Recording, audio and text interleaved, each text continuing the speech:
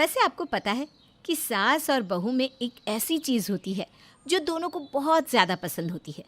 आप कहेंगे, अरे सास और बहू दोनों को पसंद आए, ऐसी भी कोई चीज़ हो सकती है क्या भला? तो वो है सास का अपने बेटे के लिए प्यार और पत्नी का अपने पति के लिए प्यार। अब दोनों का प्यार संभालना इतना आसान तो होता नहीं है। कभी पत्नी का प्यार भारी पड़ जाता है तो कभी माँ का। ऐसी ही कुछ हालत होने वाली है हमारे नीरज की भी। तो आइए देखते हैं कैसे संभालते हैं ये सब कुछ। अरे बस बस माँ, मुझे अब और एक पराठा नहीं चाहिए। मेरा पेट भर गया है, बस करो ना। अरे इतना में पेट भर गया? जब तेरे पिताजी तेरी उम्र के थे ना तो वो 10-10 पराठे यूं खा जाते थे। अरे खा ले बेटा, असली घी लगाया है। माँ, मैं पहले ही 3 पराठे खा चुका हूँ, मुझे और नहीं चाहिए सच में। मैं जानती हूँ आजकल के लड़कों को अपनी बॉडी बनानी होती है, डोले शोले बनाने होते हैं। और मुझे पता है अब जल्दी ही तेरी शादी होने वाली है, तो तेरी बीवी तुझे बोल रही होगी कि मोटे मत होना वरना फोटो अच्छे नहीं आएंगी, है ना? अब उसकी बात गलत भी तो नहीं है ना माँ? शादी होने वाली है तो थोड़ा तो ध्यान रखना चाहिए ना अपना। हाँ, अब तो तू उसी की ही बात मानेगा, अपनी पसंद से शादी जो कर रहा है। वैसे मुझे भी आरती पसंद है, ऐसी बात नहीं है, बस दुबली बहुत है। लगता है उसके माता पिता उसे खिलाते ही नहीं होंगे। अरे नहीं माँ, ऐसा कुछ नहीं है। वो बहुत हेल्थ कॉन्शियस है, अपना बहुत ज़्यादा ध्यान रखती है, तेल मसाले सब कुछ कम खाती है, इसलिए फिट है। अरे फिट माय फुट, लकड़ी जैसी तो लगी पड़ी है। आरती तो उसकी बात ना माना कर, समझी? तू ना अच्छे से खाया पिया कर।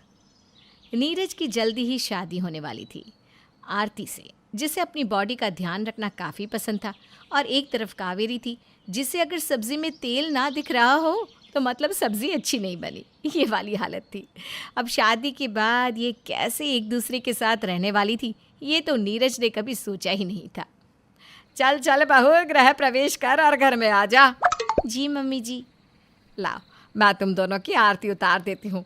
और ये लो मिठाई, ला नीरज खा ला पूरी। ये ले आरती तेरे लिए भी। हाँ, इतनी मिठाई सारी की सारी खानी है? क्या कम लग रही है? कोई ना, मैं और लेकर आती हूँ। नहीं नहीं नहीं नहीं मम्मी जी, मैं कह रही थी इसमें इतनी सारी चीनी होती है, घी होता है, इतनी मिठाई नहीं खानी चाहिए। अरे कुछ नहीं होता, ले खा ले। तो खुद को देख, तो सूखी लकड़ी लगी पड़ी है, खा ले बेटा। वो नहीं खाएगी माँ, लो उसके हिस्से की भी मैं खा लेता हूँ। नीरज ने आरती के हिस्से की भी मिठाई खा ली। उस वक्त तो आरती ने कुछ नहीं कहा, लेकिन कमरे में जाते ही जैसे बादल फट गया। इतनी मिठाई भी भला कोई खाता है? अरे तुम नहीं खा रही थी तो मैंने खा ली, बर्बाद हो जाती ना मिठाई फिर। अरे ये मेहमान बैठे थे तो मैंने कुछ नहीं कहा, पर आज के बाद तुम्हारा सारा डाइट मैं देखूंगी, समझी? आज से नो ज़्यादा मिठाई, नो चीनी, नो शुगर, नो तेल मसाला एंड नो जंक फूड। अच्छा पापा, अच्छा जैसे तुम्हें ठीक लगे करना। अब तो सो जाओ यार, थक गया हूँ मैं। कल से तुम्हारा सब कुछ बदल दूंगी। हे भगवान, पता नहीं माँ कैसे लेगी इन सबको। एक तरफ माँ, एक तरफ पत्नी। मेरा तो बैंड बजने वाला है कल से। क्या सोच रहे हो? अब बैंड के बारे में। क्या? अब कुछ नहीं, सो जाओ। नीरज जितना सोच रहा था शायद वो सच ही था। आरती जैसे ही सुबह उठकर रसोई घर में गई तो वहाँ कावेरी सब्जी में घी का छौंका लगा रही थी। अरे अरे मम्मी जी, ये क्या कर रही हैं आप? इतना घी वाला खाना बना रही हैं? अरे सब्जी में जब तक घी ऊपर तक ना हो ना, तब तक सब्जी का मज़ा नहीं आता। अरे माँ जी, इतना तेल और मसाले वाला खाना सेहत के लिए अच्छा नहीं है। अरे मैं तो बचपन से यही खाना खाती आ रही हूँ। तुझे लग रहा है मेरी सेहत खराब है? और जिस नीरज के बॉडी को देख के तेरा दिल आ गया था ना मेरे बेटे पर, वो भी इसी खाने की वजह से बनी है। माँ जी, आज से नीरज के लिए मैं हेल्दी खाना बनाऊंगी। मतबल कहना क्या चाहती है बहू? आज तक मैंने अपने बेटे को गलत खाना खिलाया है क्या? नहीं नहीं, ऐसा नहीं कह रही हूँ।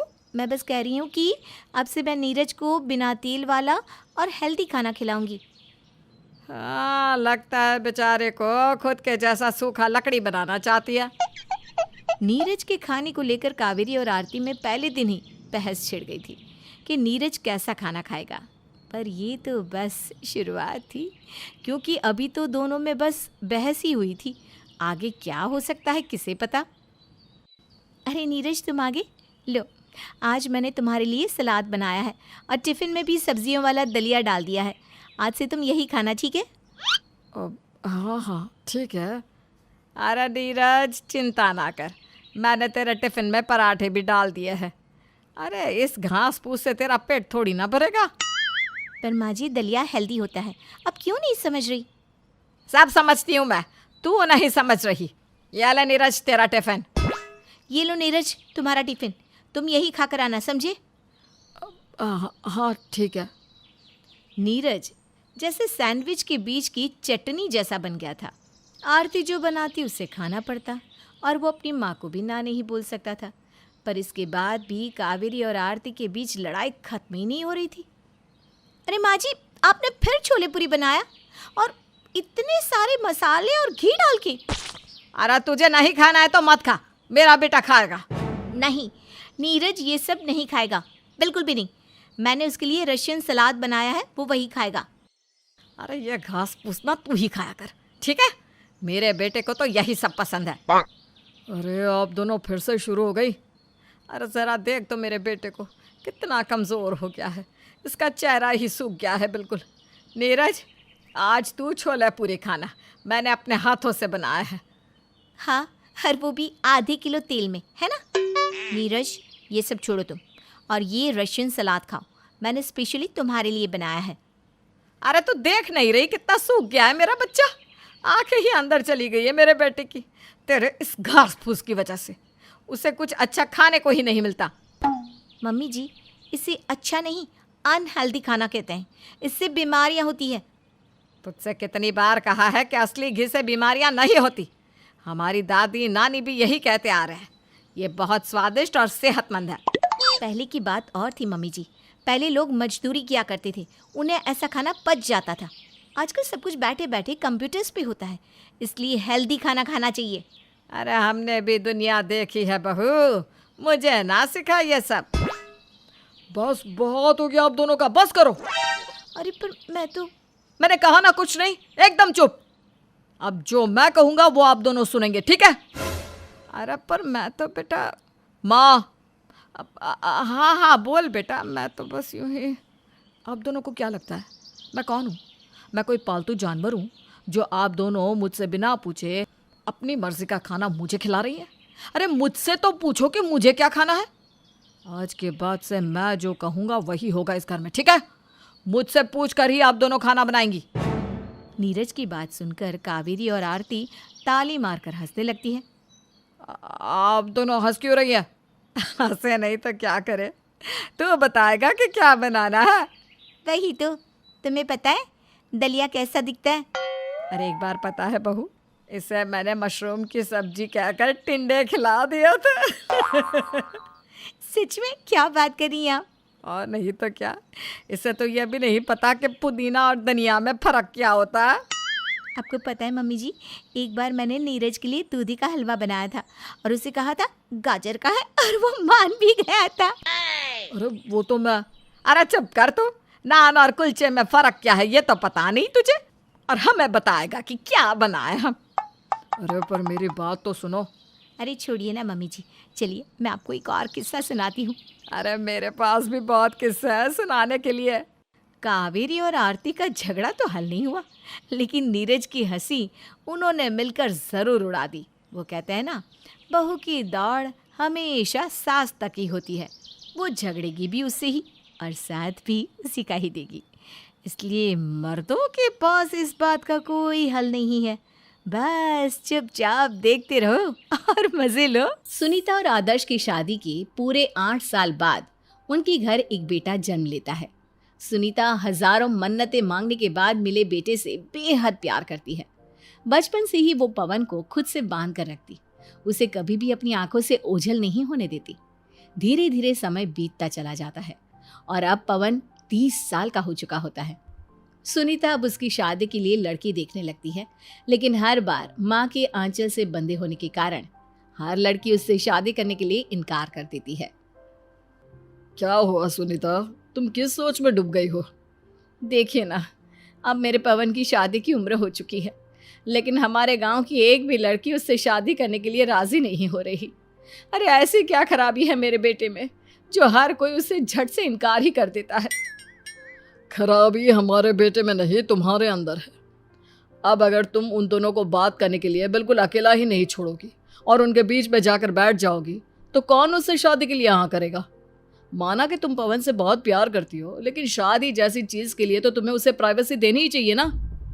आपको तो हर चीज में मैं ही गलत लगती हूँ, आपसे बात करना ही बेकार है। अच्छा छोड़ो ये सारी बातें और आज शाम के लिए तैयार रहना। मैंने हमारे पवन के लिए स्नेहा नाम की एक लड़की को देखा है, बहुत ही सुंदर और संस्कारी लड़की है, इसलिए आज तुम उन दोनों को अकेले में बात करने देना। मैं नहीं चाहता कि ये रिश्ता भी हमारे हाथ से चला जाए। सुनीता अनचाहे मन से हामी भरते हुए अपने कमरे में तैयार होने चली जाती है।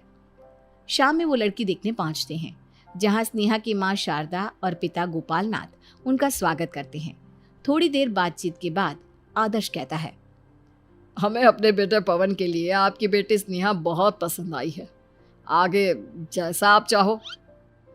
पसंद तो हमें भी बहुत आया है आपका बेटा, लेकिन मैं चाहती हूँ कोई भी फैसला लेने से पहले एक बार लड़का लड़की आपस में बात कर लेते तो ज़्यादा अच्छा रहता। हाँ हाँ क्यों नहीं, हमें कोई दिक्कत नहीं है।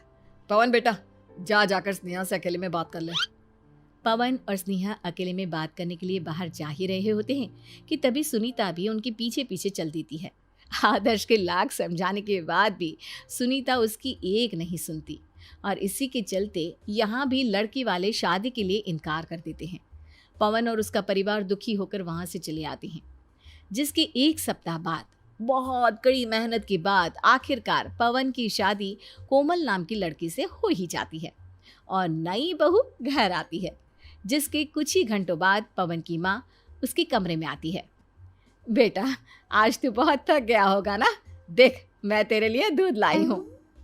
इतने में घूंघट डालकर बैठी कोमल कहती है, मम्मी जी मैं इनके लिए दूध लेकर आई हूँ, आप चिंता मत कीजिए। अच्छा किया बेटा जो तू भी इसके लिए दूध ले आई।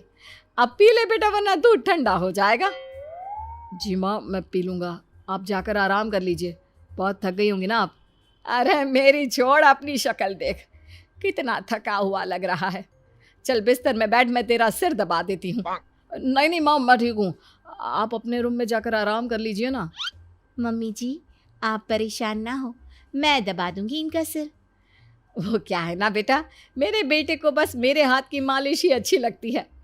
तू एक काम कर, तू सो जा, तब तक मैं इसकी मालिश कर देती हूँ। सुनीता ऐसे ही जिद पकड़कर पवन के सिर की मालिश करने लगती है। सुनीता के मालिश करने के बाद पवन को नींद आ जाती है, जिसके कुछ देर बाद सुनीता भी अपने रूम में चली जाती है। अगले दिन सुबह सुनीता रसोई में सबके लिए नाश्ता तैयार कर रही होती है, तभी कोमल रसोई में आती है।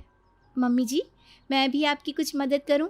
अरे नहीं नहीं बेटा, तू जाकर डाइनिंग टेबल पर बैठ, मैं बस खाना लगा ही रही हूँ। सुनीता के कहने पर कोमल डाइनिंग टेबल पर जाकर बैठ जाती है। कुछ ही देर बाद घर के सभी लोग डाइनिंग टेबल पर आकर बैठ जाते हैं। पवन तू एक काम कर, कुछ दिनों के लिए बहू को कहीं बाहर घुमाने के लिए ले जा, इसी बहाने बहू का मन भी लगने लग जाएगा। अरे बहुत अच्छी बात कही आपने, एक काम करते हैं ना, क्यों ना हम सब कहीं बाहर घूमने चले। अरे हम लोग जाकर क्या करेंगे, इन दोनों की अभी नई नई शादी हुई है, इन दोनों को जाने दो ना। आपको नहीं चलना तो मत चलिए, मैं तो ज़रूर जाऊंगी। पर माँ आप अकेले आकर क्या करोगे? अरे अकेले कहाँ जा रही हूँ, तुम लोग हो ना मेरे साथ। सुनीता कहीं पवन और कोमल के बीच कबाब में हड्डी ना बन जाए, ये सोचकर आदर्श भी उनके साथ चलने के लिए राजी होता है, जिसके बाद वे सभी कुछ दिनों के लिए बाहर घूमने चले जाते हैं। इसी तरह दिन बीतने लगते हैं, जिसमें सुनीता अपने बहू और बेटों को कहीं भी अकेले नहीं भेजती। वो साएं की तरह हमेशा पवन के साथ रहती। ऐसे ही शादी को 2 साल बीत जाते हैं और एक दिन, बहू तुम्हारी शादी को 2 साल हो चुके हैं और तूने अभी तक मुझे मेरा पोता नहीं दिया। पोता तो वो तुझे तब देगी ना जब तू उन दोनों को अकेले छोड़ेगी। जब देखो तब भूत की तरह उनसे चिपकी रहती हो। आप कहना क्या चाहते हैं, मैं जानबूझकर इनके बीच आती हूँ क्या? मेरे कहने का यह मतलब नहीं है, मैं तो बस ये कहना चाह रहा हूँ कि अपने बेटे के ज़रूरत से ज़्यादा मोह में पड़कर तू उसका सुखी वैवाहिक जीवन और भविष्य दोनों ही खराब कर रही है। आपको लगता है कि मैं उसके वैवाहिक जीवन के लिए बाधा बन रही हूँ? देखो सुनीता, मैं बस इतना कहना चाह रहा हूँ कि अगर तुम उन्हें प्राइवेसी नहीं दोगी तो वो तुम्हें इस घर का वारिस कैसे देंगे? आदर्श की बातों से सुनीता सोच में पड़ जाती है, लेकिन अभी भी पवन को लेकर उसके बर्ताव में 1 इंच का भी फर्क नहीं आता, जिस वजह से आखिरकार एक दिन सास की हरकतों से परेशान होकर कोमल घर छोड़ने का फैसला कर बैठती है। मैं अब और इस घर में नहीं रह सकती, आप रहिए अपने बेटे के साथ। अरे क्यों, क्या हुआ बहू? मुझसे कोई गलती हुई है क्या? 2 साल हो चुके हैं हमारी शादी को। जब से हमारी शादी हुई है तब से एक भी बार हम अकेले बाहर नहीं गए। यहाँ तक कि कमरे में भी आप हमें अकेले नहीं छोड़ती, मानो मेरी शादी उनसे नहीं आपसे हुई हो। इसीलिए मैं ये घर छोड़कर जा रही हूँ। अरे नहीं नहीं बेटा, ऐसा मत बोल। मुझे बस ना पवन की फिक्र रहती है, इसलिए मैं उसके आसपास रहती हूँ और अपनी आंखों से ओझल नहीं होने देती। पर मुझे कहाँ पता था माँ का अपने बेटे के लिए ये मोह एक दिन उसका अभिशाप बन जाएगा। मैंने तो तुझे पहले ही समझाया था, लेकिन तूने मेरी आज तक सुनी ही कहाँ है। मुझे माफ़ कर दीजिए मम्मी जी, लेकिन मैं अब यहाँ और नहीं रहना चाहती। आप अपने बेटे के लिए कोई दूसरी बहू ढूंढ लीजिए। बहू, मैं तेरे आगे हाथ जोड़ती हूँ, ये घर छोड़कर मत जा। मुझे मेरी गलती का एहसास हो चुका है। मुझे समझ में आ चुका है कि बेटे के प्यार में अंधी होकर मैंने तुम्हारे गृहस्थ जीवन में ग्रहण लगा दिया। सुनीता की बातें सुनकर कोमल का दिल भी पिघल जाता है। शादी के 2 साल बाद ही सही आपको ये बात समझ में तो आई, यही बहुत बड़ी बात है। अब मुझे आपसे कोई शिकायत नहीं है। वैसे सच कहूँ तो मैं सिर्फ ये घर छोड़ने का नाटक कर रही थी। क्या मतलब? दरअसल ये पापा जी का आइडिया था। उन्होंने ही मुझे ये सब करने को कहा था, जिससे आपको आपकी गलती का एहसास हो सके। बहू सही बोल रही है। मैंने ही उसे कहा था कि ये घर छोड़कर जाने का नाटक कर, जिससे तुझे समझ में आ जाए कि तू आज तक इन दोनों के बीच आकर कितनी बड़ी गलती कर रही है। आप सही कह रहे हैं। आज अगर बहू ये घर छोड़कर जाने का नाटक नहीं करती तो मुझे कभी अपनी भूल का एहसास तक नहीं होता। इसके बाद सुनीता अपनी बहू को गले लगा लेती है और अब वो अपने बेटे बहू के बीच भी नहीं आती और खुद ही खुशी खुशी उन दोनों के लिए घूमने की टिकट भी बुक करवाती है।